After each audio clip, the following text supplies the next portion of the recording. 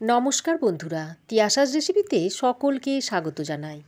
Pressure কুকারে জল ছাড়াই 1 চামচ তেল দিয়ে বানিয়ে নিন দুর্দান্ত স্বাদের এক নতুন নিরামিষ বেগুনের রেসিপি। সকালে হোক বা রাত্রে গরম গরম ভাত বা রুটির সঙ্গে খেতে দুর্দান্ত লাগে। ঘরে থাকা সামান্য কয়েকটা উপকরণ দিয়ে ঝটপট রেসিপিটা আপনারা বাড়িতে বানিয়ে নিতে পারবেন। আর বাচ্চা থেকে বড় সকলেই রেসিপিটা চেটেপুটে খেয়ে নেবে। তো আসুন আর দেরি না করে ঝটপট রেসিপিটা দেখে নেওয়া যাক।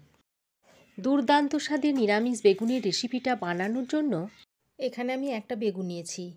বেগুনের বোঁটাটা কেটে নিচ্ছি। তারপর বেগুনটাকে দুভাগ করে নিচ্ছি। এবার বেগুনটাকে দুটো ভাগ করে নিয়েছি। ভিতরে পোকা আছে নাকি দেখে নিলাম। লাগবে দুটো আলু আর লাগবে একটা টমেটো। এবার টমেটোর পিছন দিকটা আমি এইভাবে একটু কাট করে নিচ্ছি। এইভাবে কাট করে নিলে সেদ্ধ করার পর খোসাগুলো খুব ভালোভাবে ছাড়ানো যাবে। এবার একটা প্রেসার কুকার নিয়েছি। এই প্রেসার কুকারের মধ্যে বেগুনগুলো দিয়ে দিচ্ছি। এইভাবে বেগুনের পিসগুলোকে দিয়ে দিচ্ছি আর আলুগুলোকে এই সাইডে দিয়ে দিচ্ছি আর টমেটোটা এইভাবে দিয়ে দিচ্ছি। তারপর এর মধ্যে 1 চামচ মতো সর্ষের তেল দিয়ে দিচ্ছি।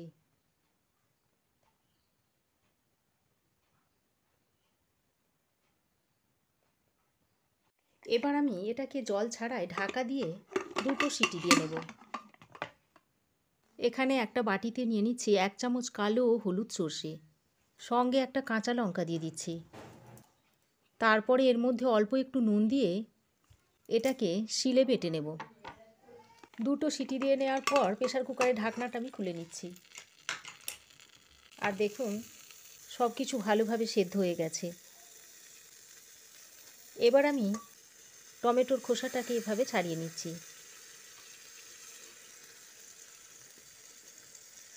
দেখুন তলাতে অল্প একটু পোড়া পোড়া হয়ে গেছে, এতে কিন্তু টেস্টটা বাড়বে। আলুর খোসাটাও আমি ছাড়িয়ে নিচ্ছি।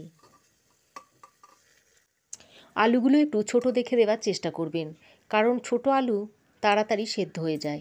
আর বড় আলু যদি হয় তাহলে আপনারা কেটেও দিয়ে দিতে পারেন। দেখুন আলু ও টমেটোর খোসা ছাড়িয়ে নিয়েছি।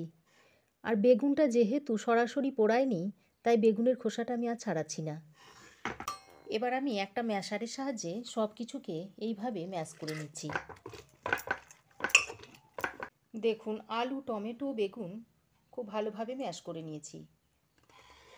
এবার কড়াইয়ে দিয়ে দিচ্ছি 1 চামচ সাদা তিল। এবার গ্যাসের ফ্লেমটাকে লো টু মিডিয়ামে করে তিলটাকে হালকা করে ভেজে নিতে হবে। এইভাবে ভাজতে ভাজতে যখন একটা সুন্দর গন্ধ ছাড়বে তখন নামিয়ে নিতে হবে। দেখুন তিলটা আমি সুন্দর করে ভেজে নিয়েছি। এবার একটা প্লেটে ঢেলে নিচ্ছি। তারপর আবারও কড়াই গরম করে এবার আমি কড়াইয়ের মধ্যে দিয়ে দিচ্ছি 1 চামচ মতো তেল।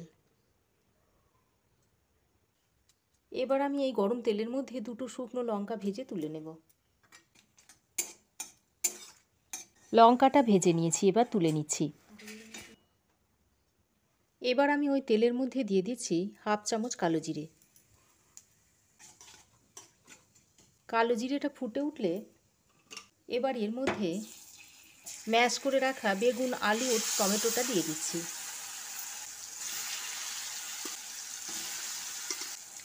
এবার আমি এর মধ্যে দিয়ে দিচ্ছি স্বাদ মতো নুন, অল্প একটু দিয়ে দিচ্ছি হলুদ গুঁড়ো, আর রঙের জন্য দিয়ে দিচ্ছি একটু কাশ্মীরি লঙ্কার গুঁড়ো। তারপর মশলাগুলো বেগুন, আলু ও টমেটোর সঙ্গে খুব ভালো করে মিশিয়ে নিচ্ছি।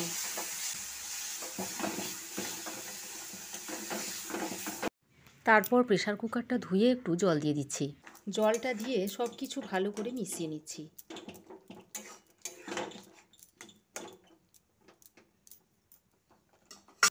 তারপর ঢাকা দিয়ে লো টু মিডিয়াম ফ্লেমে 2-3 মিনিট মতো রান্না করে নিচ্ছি। 2-3 মিনিট পর ঢাকাটা খুলে নিচ্ছি। বেটে রাখা সর্ষে ও কাঁচা লঙ্কাটা দিয়ে দিচ্ছি। তারপর সর্ষে ও কাঁচা লঙ্কা বাটাটা দিয়ে আবারও একবার ভালো করে মিশিয়ে নিচ্ছি। তারপর এইভাবে নেড়ে চেড়ে জলটা একটু শুকিয়ে নিতে হবে। দেখুন এটা বেশ অনেকটাই শুকনো শুকনো হয়ে এসেছে। এবার এ পর্যায়ে ভেজে রাখা তিলটা দিয়ে দিচ্ছি। আর যে লঙ্কাগুলো ভেজে রেখেছিলাম সেইগুলো এইভাবে ভেঙে দিয়ে দিচ্ছি।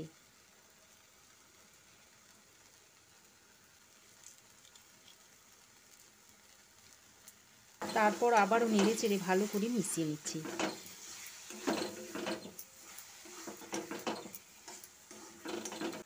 এবার সবশেষে দিয়ে দিচ্ছি 1 চামচ মতো টক দই।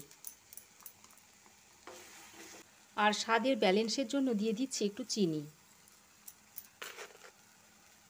আপনারা চিনির বদলে গুড়ও দিতে পারেন। তারপর দই ও চিনিটা দিয়ে ভালো করে মিশিয়ে নিচ্ছি। এই শীতে একবার এইভাবে বেগুনের এরকম একটা রেসিপি তৈরি করে দেখবেন। ছোট থেকে বড় সবাই চেটেপুটে খেয়ে নেবে। আর এই এক পদ দিয়েই ভাত কিংবা রুটি সব কিছুই খাওয়া হয়ে যাবে, আর কোনো কিছুর দরকার হবে না। এবারে বেগুনের তরকারিটা দেখুন সার্ভ করার জন্য রেডি। তো বন্ধুরা, রেসিপি কেমন লাগলো অবশ্যই কমেন্ট করে জানাবেন। ভালো লাগলে একটা লাইক ও শেয়ার করবেন। পাশে থাকা বেল আইকনটা অবশ্যই প্রেস করবেন। আর আমার চ্যানেলে নতুন বন্ধু হয়ে থাকলে প্লিজ চ্যানেলটা সাবস্ক্রাইব করার অনুরোধ রইল। আজ এ পর্যন্তই। আবার দেখা হবে নতুন কোনো রেসিপি নিয়ে নেক্সট এপিসোডে। সে পর্যন্ত ভালো থাকবেন, সুস্থ থাকবেন। ধন্যবাদ।